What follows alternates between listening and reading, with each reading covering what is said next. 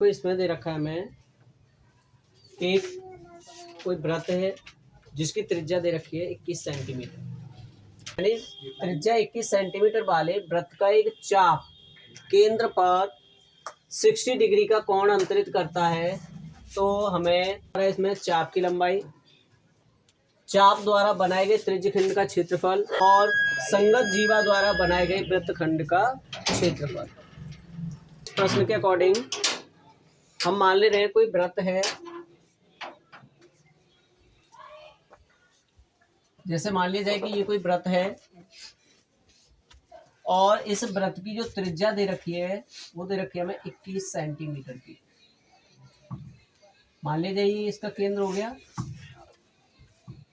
अब ये क्या कह रहा है कि वृत्त का कोई एक चाप खींचते हैं कोई भी, तो वो क्या कर रहा है कि उसने एक आर्क लगाया, यानी एक चाप लगाया और वो इसके सेंटर पर 60 डिग्री का कोण अंतरित कर रहा है ना। यानी और इसकी जो त्रिज्या है वो कितनी दे रखी है 21 सेंटीमीटर की। 21 सेंटीमीटर त्रिज्या हो गई। अब पहला ये कह रहा है चाप की लंबाई ज्ञात करो। तो हमें चाप की लंबाई ज्ञात करनी है। तो चाप क्या है, ये परिधि का भाग है ना। ये मान लो कि अगर यहाँ पर कोई पॉइंट ए है और यहाँ पर कोई पॉइंट बी है, तो हमें ए से बी तक की डिस्टेंस ज्ञात करनी है। ये तो चाप हो गया। तो अब हमारा क्या होता है कि जो परिधि होती है वृत्त की पाई आर, वृत्त की परिधि होती है 2 पाई आर, लेकिन ये जो चाप है वो केवल थीटा के बराबर, यानी थीटा के अनुपात में, यानी जो कोण दे रखा है कोण के अनुपात में ही तो इस जगह को घेरेगा। तो देखो कितना जगह घेर रहा है, यानी कि ये जो चाप है वो एंगल में कितने का कोण, मतलब कितनी जगह घेर रहा है वो 60 डिग्री के बराबर है ना। और कितने में से घेर रहा है 360 में से, और ये किसका भाग होगा 2 पाई आर, यानी कि परिधि का। तो हम यहाँ पे चाप की लंबाई निकाल सकते हैं, यानी कि चाप की लंबाई बराबर हो जाएगा 3, यानी कि थीटा अपॉन 360। थीटा अपॉन 360 क्यों लगाएंगे, क्योंकि जैसे जैसे हम थीटा को बढ़ाते जाएंगे वैसे वैसे यहाँ पे क्या होगा, इसकी चाप की लंबाई बढ़ती जाएगी। इसका मतलब कि जब हम थीटा, यानी जो परिधि है, परिधि किसके अकॉर्डिंग, यानी जो चाप की लंबाई है वो थीटा के अकॉर्डिंग बढ़ेगी। अब अगर यहाँ से बढ़ेगी तो हम क्या लगाएंगे कि ये जो है चाप, यानी कि जो ए से बी तक ये जो चाप है वो इस वृत्त का कितना भाग, यानी परिधि का कितना भाग घेर रहा है। ठीक है, तो अब यहाँ पे लगा देंगे तो ये वैल्यू कितनी आ जाएगी, 0 से 0 काट दो, 6 एकम 6, 6 के 36, तो ये आ जाएगा 1/6 गुणा 2 गुणा पाई का वैल्यू लगा दो 22/7, और आर की वैल्यू हमें कितनी दे रखी है 21 सेंटीमीटर। तो 2 से काट दो एक बार और 2 से ये कट गया 3 बार, है ना। और 3 से इसे काट दो एक बार और 3 से 21 कट गया 7 बार, और 7 से 7 कट गया एक बार। तो हम यहाँ से निकाल लेंगे कि जो चाप की लंबाई है वो, चाप की लंबाई आ जाएगी यहाँ से 22 सेंटीमीटर। क्लियर। अब नेक्स्ट, तो पहला आंसर आ गया हमारा। तो दूसरा कह रहा है कि चाप द्वारा बनाए गए त्रिज्यखंड का क्षेत्रफल ज्ञात करोगे, यानी त्रिज्यखंड कितने का क्षेत्र, यानी कि ये जो पूरा भाग है वो कितना क्षेत्रफल घेर रहा है इसका। ठीक है, और त्रिज्यखंड का हमने फॉर्मूला पढ़ा है, क्या होता है, सेकंड के लिए हम निकालेंगे चाप द्वारा, यानी त्रिज्यखंड का क्षेत्रफल निकालना है हमें। त्रिज्यखंड का क्षेत्रफल बराबर होता है थीटा अपॉन 360, यानी कि थीटा अपॉन 360 और पाई आर स्क्वायर। अब पाई आर स्क्वायर का मतलब क्षेत्रफल का ही तो भाग घेर रहा है ये, यानी ये जो त्रिज्यखंड है वो क्या है, वृत्त का ही तो भाग घेर रहा है, और किसके रेस्पेक्ट में, थीटा के रेस्पेक्ट में। ठीक है, तो हम यहाँ पे लाएंगे थीटा की वैल्यू 60 अपॉन 360 इंटू 22/7, और आर का हो जाएगा स्क्वायर, यानी 21 गुणा 21। क्लियर है। तो इसे काटेंगे 60 से तो एक बार, और ये कट जाएगा 6 बार। ठीक, 7 से 21 को काटेंगे तो 3 बार, और 3 से 6 को काटेंगे 2 बार, और 2 से 2 को काटा एक बार, और 2 से 22 काटा हमने 11 बार। ठीक है, तो इंटू ये बचा 11 इंटू 1 इंटू 21। ठीक, अगर हम 21 का मल्टीप्लाई करेंगे 11 से तो कितना आ जाएगा, ये आ जाएगा हमारा 231 स्क्वायर सेंटीमीटर।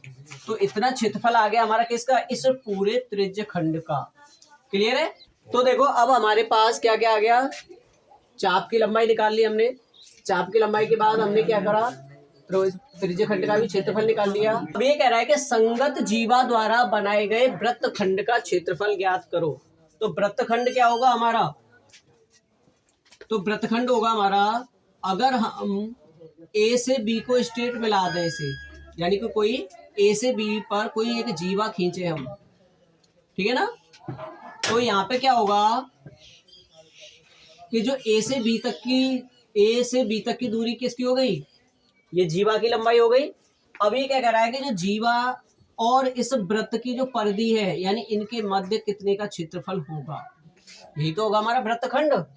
वृत्तखंड होता है जब कोई जीवा किसी वृत्त को, यानी कि जब किसी जीवा द्वारा वृत्त को दो भागों में बांटा जाता है तो प्रत्येक भाग क्या कहलाता है, उसका वृत्तखंड। तो अब हम यहाँ पे अगर इस भाग को हम यहाँ पे देखें तो ये एक ट्रायंगल बना रहा है। यहाँ पे मान लो कि ये हो गया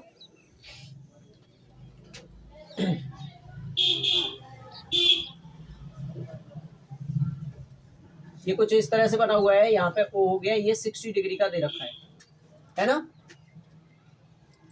अब ये क्या हो गया, ये हो गया A और B, हमें ये वाला एरिया निकालना है, ठीक। तो टोटल एरिया जो होगा हमारा OBA तक, यानी OBA तक का जो एरिया होगा वो हमारा एरिया किसका होगा, त्रिज्यखंड का, त्रिज्यखंड का एरिया होगा। अगर हम इस ट्रायंगल के एरिया को, यानी ये जो ट्रायंगल हमें दे रखा है, इस ट्रायंगल के एरिया को अगर हम इसमें से माइनस कर दें, टोटल में से, इस टोटल में से अगर हम इस ट्रायंगल के एरिया को माइनस कर दें, वृत्तखंड का क्षेत्रफल मिल जाएगा। तो अब हमें पहले क्या करना है, तो हमें इस ट्रायंगल का क्षेत्रफल निकालना है जो हमें दे रखा है। तो त्रिभुज AOB का क्षेत्रफल निकालना है हमें, ठीक है। तो त्रिभुज AOB का क्षेत्रफल निकालना है। तो हमें देखो इसकी दो साइड दे रखी है, कितने की, एक ये 21 सेंटीमीटर है ये,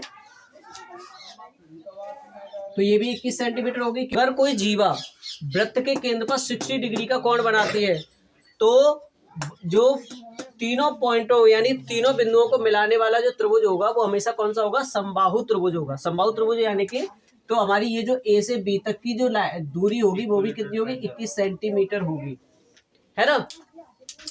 तो अब हम देखें तो ये हमारा समबाहु त्रिभुज हो गया, और समबाहु त्रिभुज का क्षेत्रफल का √3/4 भुजा का स्क्वायर, है ना, भुजा का स्क्वायर, ठीक है। √3/4 इंटू इसकी साइड हो गई 21 और इसका हो जाएगा स्क्वायर, तो ये आ जाएगा हमारा √3/4 इंटू 21 का स्क्वायर कितना होता है, 41। तो हम इसे लिख सकते हैं कि इस ट्रायंगल का जो क्षेत्रफल आ गया वो आ जाएगा 41√3/4, और ये किस में आ जाएगा, स्क्वायर सेंटीमीटर में। क्लियर। तो अब हमें क्या करना है कि हमें निकालना है इस वृत्तखंड का क्षेत्रफल। संगत वृत्तखंड का क्षेत्रफल,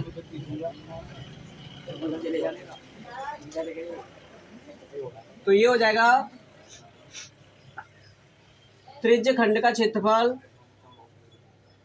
त्रिज्यखंड का क्षेत्रफल माइनस त्रिभुज का क्षेत्रफल। खंड का क्षेत्रफल कितना आया था हमारा, 231, यानी 231 माइनस त्रिभुज का क्षेत्रफल 441√3/4, तो ये आ जाएगा हमारा स्क्वायर सेंटीमीटर में संगत वृत्तखंड का क्षेत्रफल।